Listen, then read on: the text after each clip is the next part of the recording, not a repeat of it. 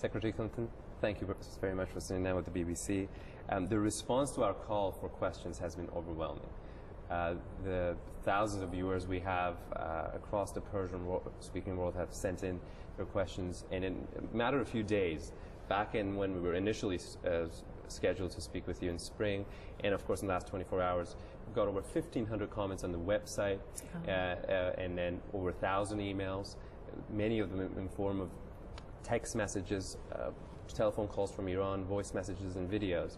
And our colleagues have selected a number of them as representing the themes that we have received. If you don't mind, Sure. we'll just go right to them. This is very exciting, Bob, and thank you. This is the first question from a viewer that had to cover his face, blur his face because of security concern. His name is Amir, and he lives in Tehran. خانم کلینتون، من امیر هستم از تهران. First, let me apologize for covering my face as I had to. My question is about the sanctions and the fact that they have increased in the past 3 years. Many airplanes have crashed, prices have gone up, and many jobs have been lost due to these sanctions. Considering your claims about friendship with the people of Iran, how do you justify this severe amount of pressure on Iranian people? وارد میشه توجیه میکنید. متشکرم. We have, before you go to that, we've got a lot of questions on sanctions, more than any other subject, really. And the simple fact is, economic pressures are increasing, and a lot of people inside are wondering how any of these sanctions are changing the behavior of the government. And that all is complicating, a population that sees itself more and more squeezed between its rulers and then sanctions that are led by the United States. How do you tell them that America is their friend?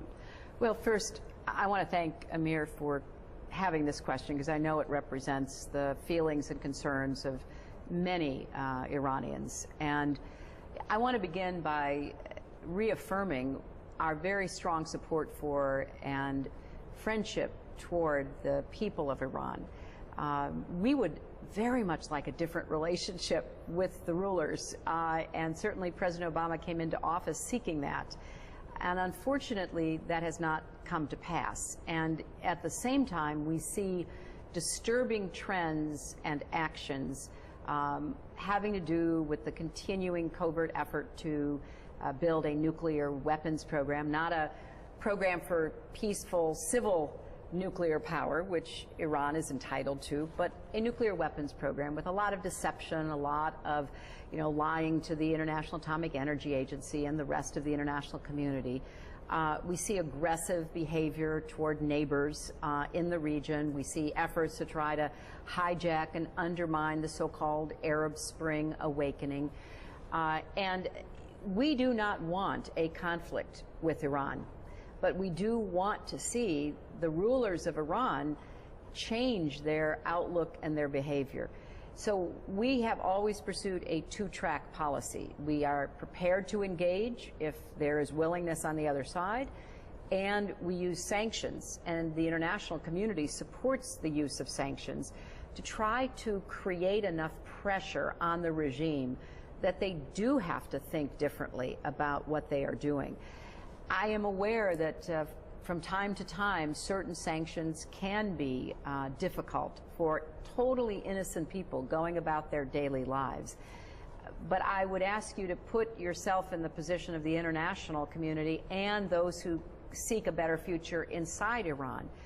If you do not want to have a conflict, if you do not want to just give way to behavior that is very reckless, as we saw in this recent plot against the Saudi ambassador, potentially dangerous, sanctions is the tool that we have at our disposal to use. The whole goal is to change behavior, and anything that can be done from within Iran to send a message to the regime that this is important to change behavior because of the concerns that the people have and because of the better potential for a better relationship with the rest of the world, we would welcome. We will get to the plot in a minute, but the question on sanctions is so much more about whether they're effective, though. You look at 30 years of Iran-U.S. relations post-revolution, and there has been sanctions. It hasn't changed the behavior. In fact, has made it worse. You look at Iraq, and all that sanctions didn't change Saddam's behavior at the end. The question for the people looking at this is, sure, maybe that's the only thing you have in disposal, but it doesn't seem to work at all. Well, I think it has put a lot of pressure on the regime, which is the first step toward perhaps getting some within the regime to look at each other and say, hey, come on, why are we doing this to ourselves and to our people? Our economy wasn't terrific to begin with, and now it is under greater stress. Why do we want to continue down a path that we know is not going to bring the kind of support for our own development, our own economic future? Now, when you have a group of people or individuals in control who seem not to care about their own people, who seem to reject human rights, who seem to reject the dangers that nuclear weapons would pose in destabilizing the region, you're right, it's hard. But I cannot believe, Baman, as we sit here today, that there aren't tens of thousands of educated, smart, influential Iranians who can't begin to say, hey, we got to make some changes here. We need to take a look at how we are governing ourselves, and that's what I hope will happen. Get to a human rights question that has been sent from Tehran, and this one is from Shahram. He's a refugee and went to Turkey post the events of 2009.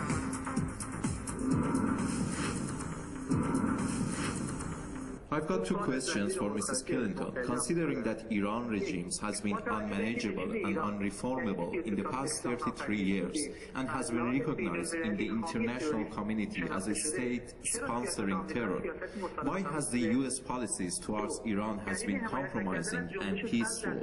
Why has the U.S. not supported green movement in Iran? On that, we've got lots of questions about the green movement and where U.S. stands. Many of our audience have said you were too slow at the beginning to support. Some others have actually come out and said you shouldn't have supported at all because it will give government that excuse to pressure it. If you could go back to 2009, how would you do it differently? What would you say to Shahram? Well, I would say to him that at the time, the most insistent voices we heard from within the green movement and the supporters from outside of Iran were that we, the United States, had to be very careful not to look like what was happening inside Iran was directed by or in some way influenced by the United States, when in fact it was an organic uprising by people who knew their election had been stolen, who saw the hypocrisy and the betrayal in the regime for what had been promised. So we were torn. I will tell you, it was a very tough time for us because we wanted to be full-hearted in favor of what was going on inside Iran. And we kept being cautioned that we would put people's lives in danger, we would discredit the movement, we would undermine their aspirations. I think if something were to happen again, it would be smart for the Green Movement or some other movement inside Iran to say, we want the voices of the world, we want the support of the world behind us. That's what the Libyan opposition figures did, as you remember. When they began their struggle against Gaddafi, and it seemed like such a hopeless uphill climb, they from the very beginning said, we want all the support we can get from the outside world. We want our Arab brothers, we want the region, and we want the United Nations, and we want everybody to help us. And I think that maybe in retrospect, it was an unfortunate mutual decision on the part of the leaders of the Green Movement and the supporters inside Iran, and those of us on the outside who very much hoped that that would spark reform. You know, we are not interested in seeing violence and seeing innocent people killed, tortured, detained, mistreated. But we do hope there can be a reform movement that has enough power, like we saw in Egypt or in Tunisia, where they had a peaceful revolution by and large. So there are different models, but What happened in 2009 was unfortunate because there was such momentum and the demands were totally fair and credible. You know, we did things from the outside, like, you know, tell Twitter to keep operating so people could keep communicating. We tried to be helpful, but we were very careful not to look like we had a role to play because this was up to the people of Iran. In fact, we have a question from Shaigan in Tehran. He sent us this question asking about the internet and the filtering that happens. And the question was, you know, some of these sanctions are making it harder to actually go around these filtering because some of these technologies are now banned in Iran to be sold in Iran to the public. But also, in wider sense, the fact that many people in Iran get their information from satellite television like BBC Persian and they're being jammed. Right. Is there a role that America can play to help more realistic than in a box with a luggage with the internet that was talked about, but something more practical to be done to fight this kind of jamming and filtering and blocking? Yes, and we're doing it. We're doing a lot of work to try to come up with technologies that can circumvent the jamming and the interruptions and the tracking that the regime are engaged in right now. We are providing technology, some of which you know, is more effective than others. We are certainly training people, both outside and inside, to be able to use technology to circumvent. This is one of my highest priorities. You know, I've spoken out repeatedly about the right of people to have access to the internet. It is freedom of speech and expression and assembly, values that we think every human being is entitled to. But we have also seen the regime in Iran impose what amounts to an electronic curtain. It's the 21st century equivalent of the barbed wire and the fences and the dogs that the old Soviet Union used, because they come at it from the same mentality. They want totalitarian control over what you learn and what you say and even what you think and how you worship and all the things that go to the heart of human dignity and human freedom. So yes, we are doing everything we can. Now, I will quickly add that we're experimenting. You know, sometimes we think something will work, it turns out not to work. Sometimes we get, you know, maybe a year ahead of the regime's efforts and then they catch up and we have to go back to the drawing boards. But I want to assure your viewers that we are committed to doing everything we can to provide as much communication freedom inside and outside of Iran to people trying to speak out for their rights as possible. And there was a question from Dawood from Tehran who said some of Ahmadinejad's opponents accuse him of trying to start negotiations with the United States from back channels. How practical is it if such attempts happened? Do you know about them? And more broadly, what are the kind of channels that you would pursue if you were actually to have a serious talk with Iran?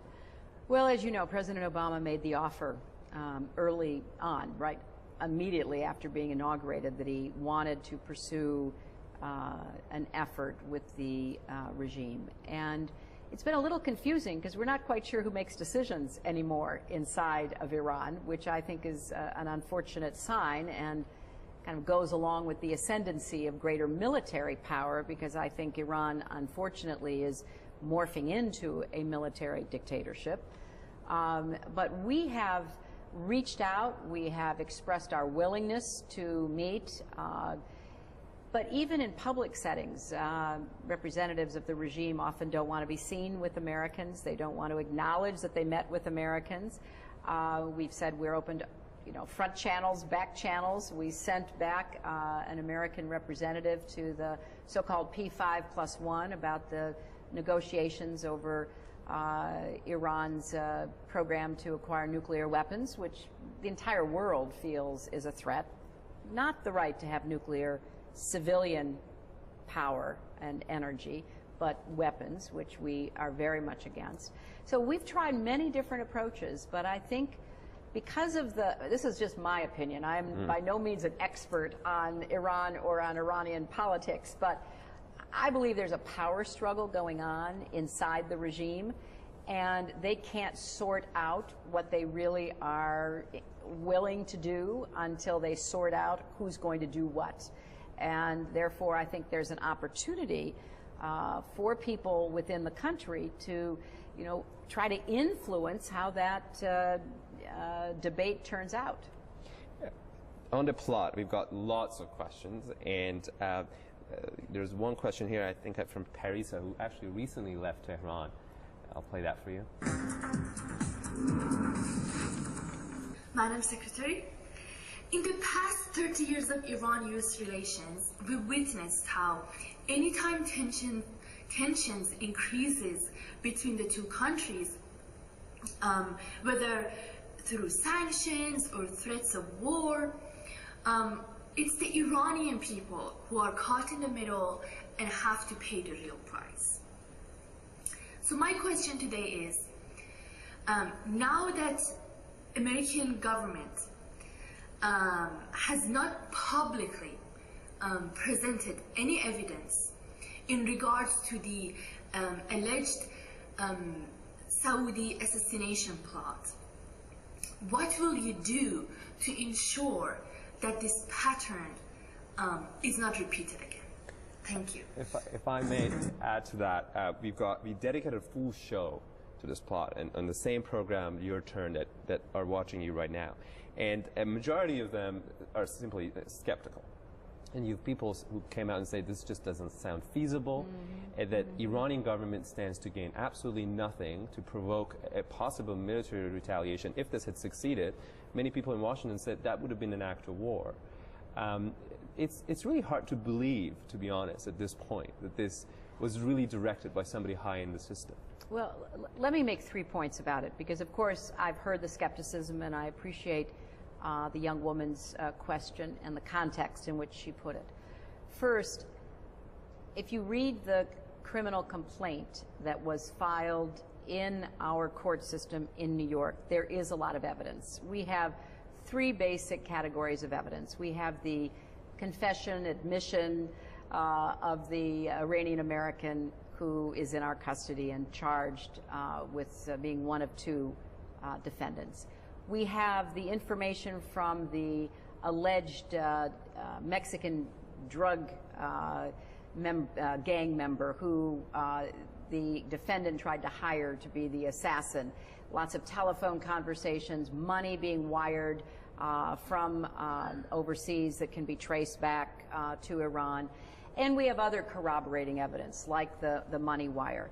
And so I think there is evidence. Now, it'll go to our courts, and it will all be hashed out and argued about. We have, as you know, a system of laws and due process, and we'll see what comes out. But I taught criminal law some years ago. It's a very strong case. It certainly raises the right questions, and I think it will be a successful case. Secondly, there is a sense of confusion about what seems like the most absurd plot. Why would this happen? And I think that from our perspective, we can't possibly, sitting here, tell you all the reasons. But we have seen a pattern of increasingly reckless behavior by the Quds Force over the past years. And because we can link this plot with high-ranking members of the Quds Force in Tehran, we think it's part of a broader pattern. Now you ask yourself, well, what would they expect to get out of this plot? Right. Well, I think a couple of things. First of all, the fact that they use others to carry out their activities, whether it's Hezbollah or other terrorist groups, or in this case, trying to make an alliance with a ruthless bunch of killers, is nothing new. They have done that. The Quds Force and the Revolutionary Guard have done that in the past. The Saudis are considered the main competitor to Iran in the Persian Gulf. We know that as well. And many people who are experts on this say, you know, because they've gotten more reckless, because this is not totally something new, never done before by their activities outside of Iran, they were trying to, in a sense, what we would say, kind of thumb their nose at the Americans. We got over your border. We came at you in a way that you didn't expect. We went after someone you should have been protecting. And we, therefore, want you to know that we're not going to, in any way, take a back seat to trying to cause problems for you. Unfortunately, we know enough about some of their behavior. There's reason to believe that a Saudi diplomat was assassinated in Karachi as part of a plot emanating out of the Quds Force. So we know that they've done things like this before. But the skepticism is obviously not just there. Here in the United States, we have former CIA members, former national security advisor. Well, because everybody's sitting there saying, you know, these guys, why would they do this? Well, I think we're going to have to try to piece that together in the trial, but we have no doubt that this was ordered. Now, I cannot tell you how high up the chain it went, which actually bothers me in both ways. If it went up the chain to the supreme leader, for example, that's really troubling, right? If it didn't, if it was a plot hatched by military personnel, that should be troubling to the leadership in Iran. So yes, I think, you know, people are right to ask questions. We believe in free and open debate. We have no trouble with that. Well, then why doesn't Iran, you know, participate in a full open debate and a full open investigation?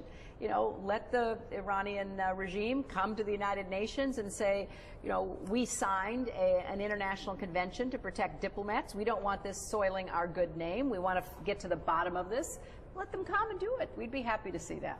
And so you're confident this is not going to be, you know, this administration's Colin Powell moment, where he's very confident that Iraq has weapons of mass destruction and it doesn't.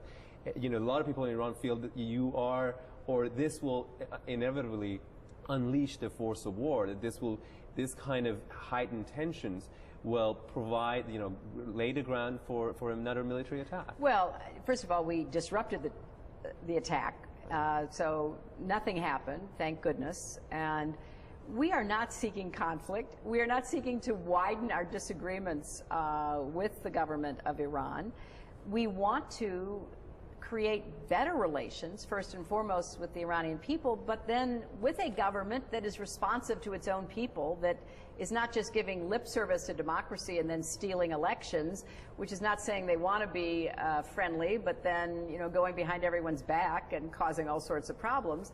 No, we want to have a different relationship. In fact, by the end of this year, I will have a virtual embassy in Tehran.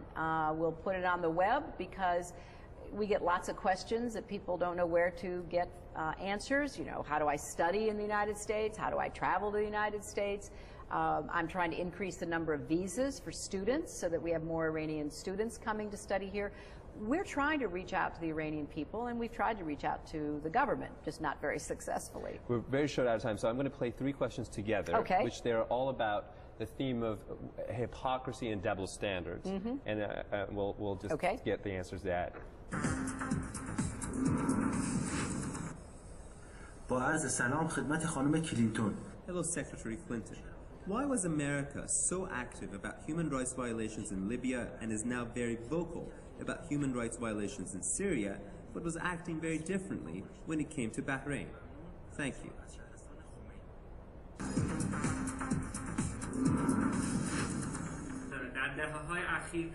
Through the decades, your country has attacked many countries such as Lebanon, Iraq, Afghanistan, Vietnam, Somalia, and many other countries.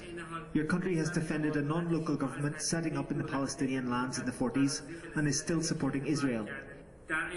Your government has supported the apartheid regime for years and befriended dictatorships such as in Saudi Arabia. Iranians too have unpleasant memories from the US, the coup d'etat against Mossadegh, attacking our territory, supporting the Shah, placing us under embargoes and attacking an Iranian passenger plane.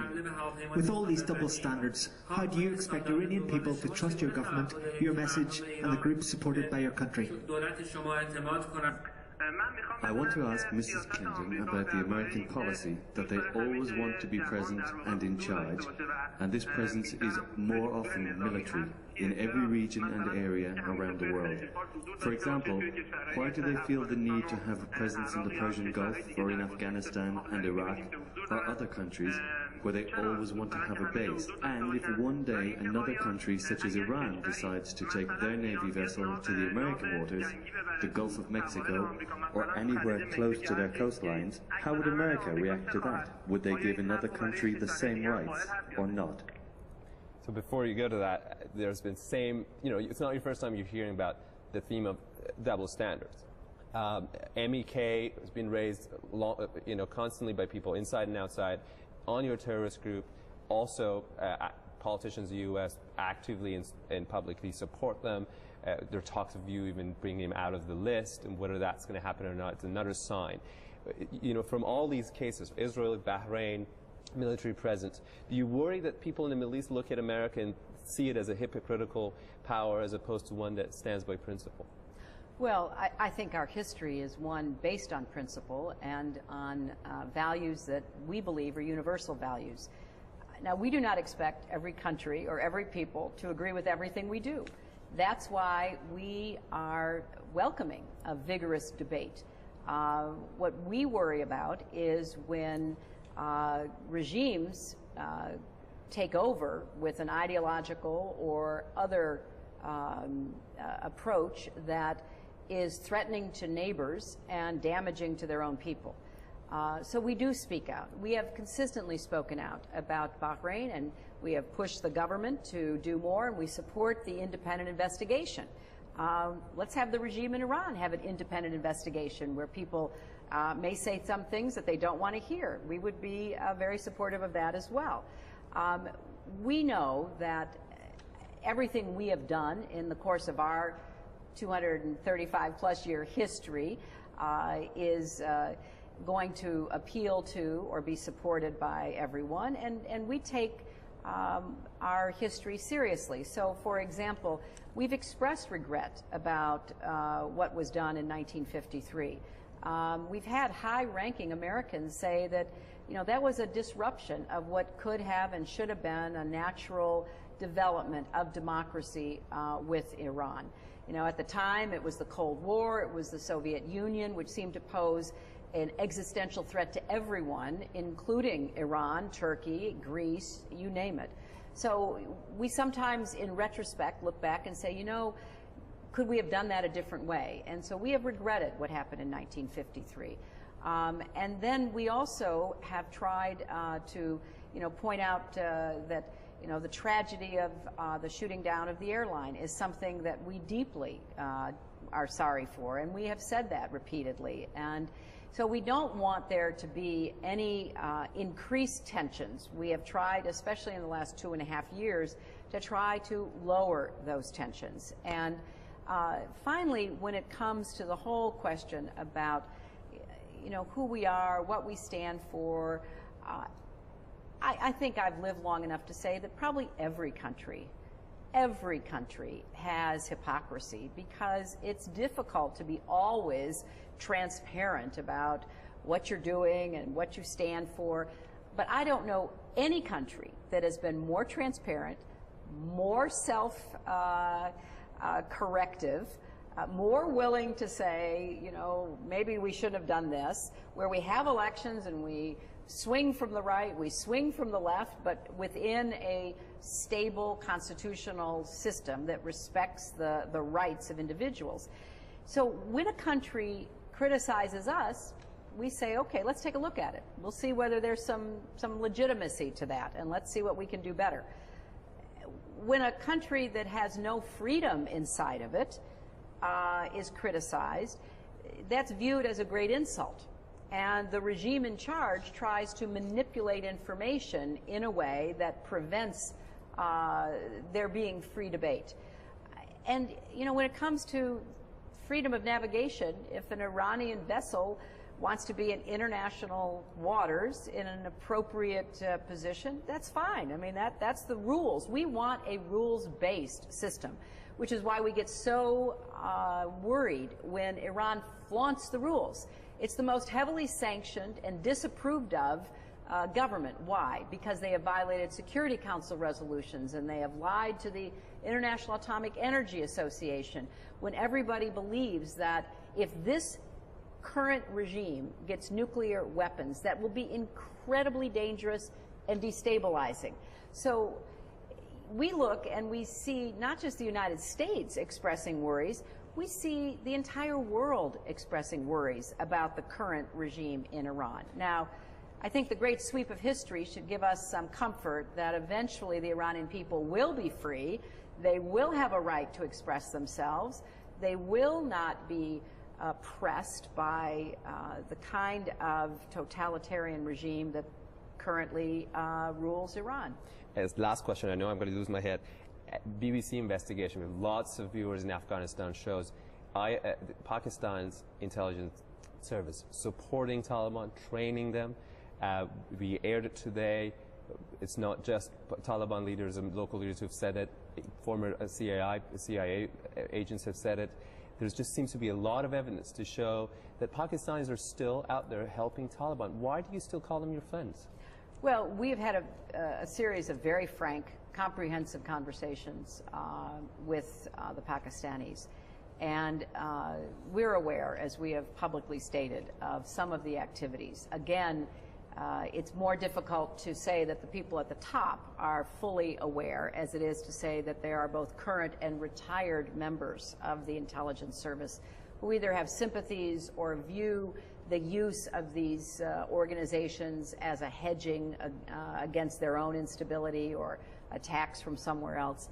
So we are well aware of what has been going on. But we also know that stability and security in Afghanistan requires that the neighbors, including Iran, Pakistan, the Central Asian countries, India, Russia, China, all have to be invested in a stable, secure Afghanistan. So I will go to Istanbul next week for a meeting about the region, and we hope that while there, all the countries, including Pakistan, will be willing to affirm their commitment to stability and security inside Afghanistan and come forward with concrete actions. And finally, you know, I really believe that if governments will just unleash the potential of their people, what are they afraid of? Why are they afraid of people, you know, doing business across borders? In some cases, like with the Taliban, why are they afraid of their girls going to school? Why are they afraid of letting people contribute to a better future? So that's really at the core of what I believe in, that what I want to see happen is that individuals, boys and girls, are given the opportunity to live up to their own God-given potential. And I know there's so much potential in Afghanistan, in Iran, in places around the world that is not being realized. And it's not only a terrible loss for the individual or the family or the community, it's a terrible loss for the world. Secretary Clinton, thank you for sitting down with the BBC. Thank you very much. Thank you very much.